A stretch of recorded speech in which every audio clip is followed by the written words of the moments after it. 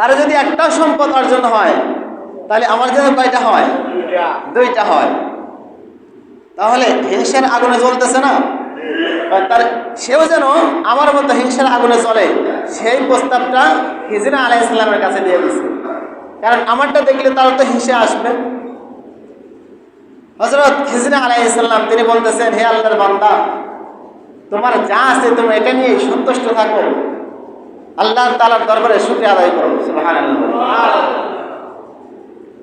বেশি চাওয়া বেশি পাওয়া এটা ভালো না। কি বেশি চাওয়া বেশি পাওয়া এটা ভালো না।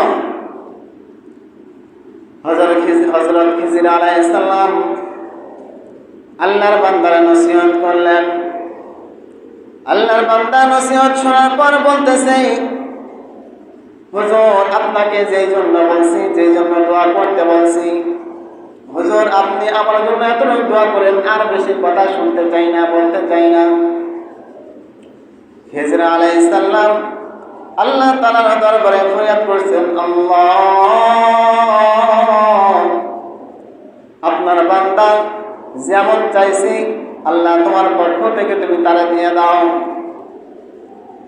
যখন আল্লাহ তাআলার দরবারে ফরিয়াদ করছেন, দোয়া করে দিয়েছেন, দোয়া করার পর খিজির আলাইহিস সালাম চলে গেছেন রাস্তা থেকে।